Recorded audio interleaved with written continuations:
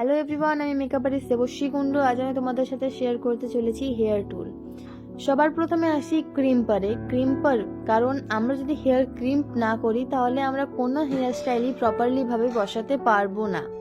তো ক্রিম্পারের পর আমরা দেখে নেব কোন কার্লার, যেটাতে আমরা শর্ট কার্ল, স্মল কার্ল পাই।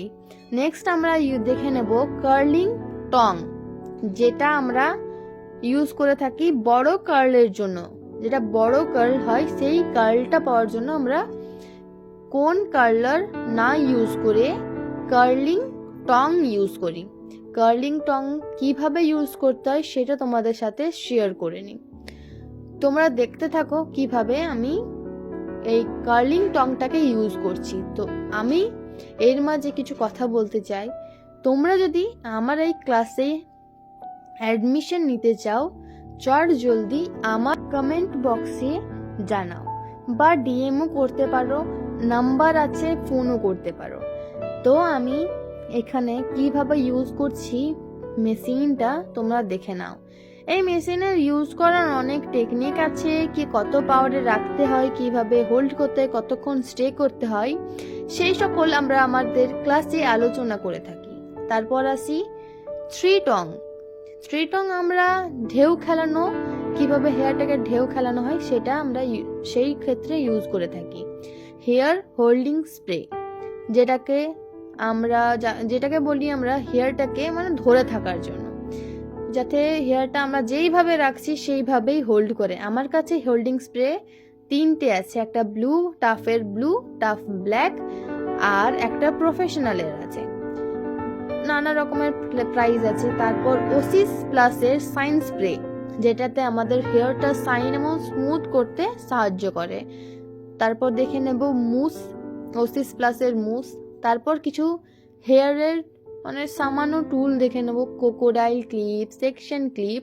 তো প্রথমে দেখে নিই ক্রোকোডাইল ক্লিপ আমি সাধারণত ইউজ করে থাকি পেছনের হেয়ারটা স্টাক করার জন্য। যখন আমরা কোনো সেকশন বার করি, সামনের কোনো হেয়ারে ফ্রন্ট সেকশনে কাজ করি, তখন আমরা পিছনের সেকশনটাকে স্টাক করবার জন্য আমরা ক্রোকোডাইল ক্লিপ ইউজ করি আমি সাধারণত। তারপর আমি দেখাবো এখানে সেকশন ক্লিপ। আমার কাছে 2 টাইপের সেকশন ক্লিপ আছে। একটা হচ্ছে প্লাস্টিক ওপরটাতে, একটা টোটালি স্টিল সেকশন ক্লিপ। তো আমি সাধারণত স্টিলটাই প্রেফার করি। আমার প্লাস্টিকটা খুব একটা ভালো লাগে না, কারণ প্লাস্টিকটা যখন আমরা কোনো টুল ইউজ করি যেটা ওপরটাও গরম থাকে, যেরকম কোন কার্লার বা কার্লিং টং আমরা যদি ইউজ করে থাকি, তাহলে ওপরে যে প্লাস্টিকটা আছে ওইটাই যদি টাচ হয় তাহলে প্লাস্টিকটা গলে যেতে পারে। আর এই যে স্টিলেরটা কি হয়, স্টিলটা আমরা যেরকম ভাবে ইউজ করি, কোনো গরম লাগলে হয়তো হিট হয়ে যেতে পারে, বাট হিট হলেও জিনিসটা গলে যাবে না। আর এইটা খুব হালকা, জিনিসটা হেয়ারটা ধরে রাখতে সাহায্য করতে পারে।